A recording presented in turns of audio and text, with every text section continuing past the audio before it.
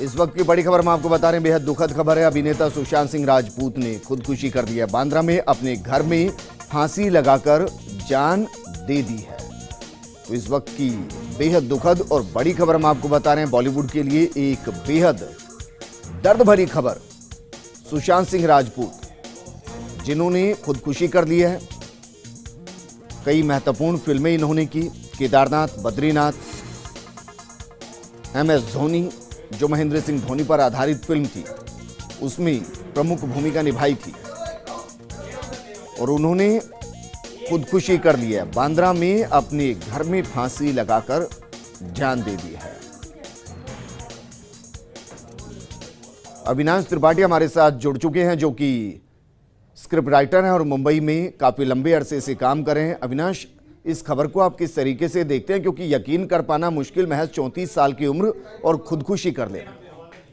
जी, बेहद आश्चर्य हो रहा है और मुझे बहुत दुख भी हो रहा है, क्योंकि मेरी भी कुछ बातचीत चल रही थी और मैं बेहद सदमे में हूं कि एक ऐसा कलाकार जिसके अंदर न सिर्फ बहुत शानदार प्रतिभा थी अभिनय की, बल्कि वो एक शानदार डांसर भी था और एक कंप्लीट एक्टर की तरीके से पिछले कुछ दिनों के अंदर उन्होंने अपना विकास किया था और टीवी से यात्रा शुरू कर और बहुत तेजी से वो फिल्मों की तरफ बढ़े थे और फिल्मों में भी बड़ी सक्सेस मिली थी। एक ऐसे व्यक्ति को जिसका कोई सिनेमा बैकग्राउंड नहीं था, जिसके परिवार में कोई सिनेमा से जुड़ा नहीं था, एक ऐसा शख्स जो खुद से अकेले मेहनत कर और सीढ़ी दर सीढ़ी चढ़कर सफलता के उस पिनाकल, उस चरम बिंदु तक पहुंचा था और जिसके अंदर बहुत संभावनाएं थी।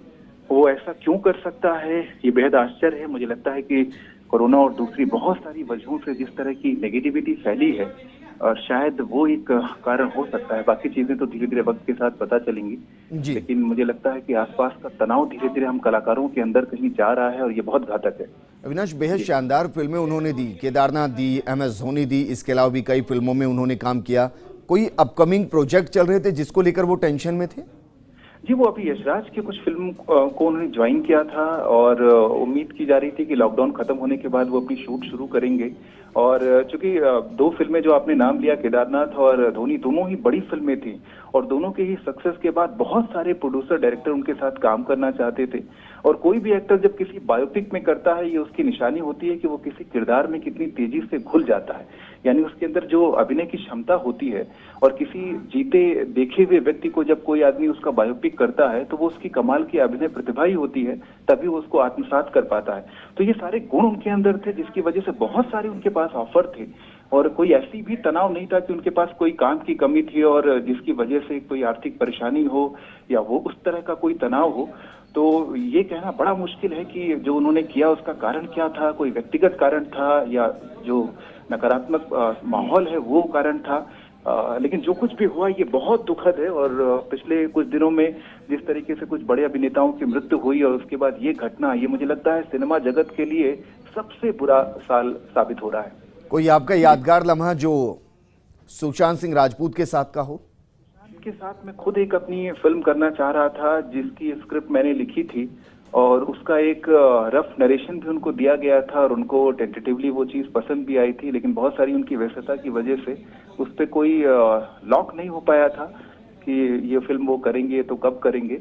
लेकिन एक बहुत प्रतिभाशाली एक्टर, मैं बार बार ये कह रहा हूँ, जिसने रंगमंच से भी शुरुआत की अपनी, नादिरा बब्बर के ग्रुप के साथ काफी सालों तक वो जुड़े रहे और उसके बाद बहुत सारी सीरियल करने के बाद और सिनेमा में पहुंचे बिना किसी बड़े गॉडफादर के, ये जो सफर उनका रहा वो इतना कमाल का सफर था।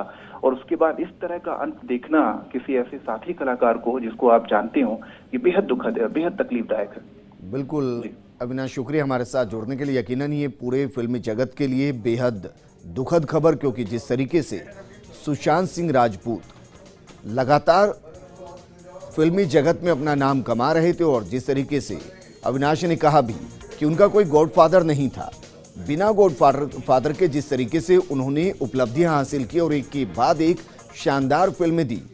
MS धोनी में जिस तरीके से उन्होंने किरदार को न सिर्फ निभाया, बल्कि उस किरदार को जिस तरीके से उन्होंने जिया, ऐसा लगा नहीं कि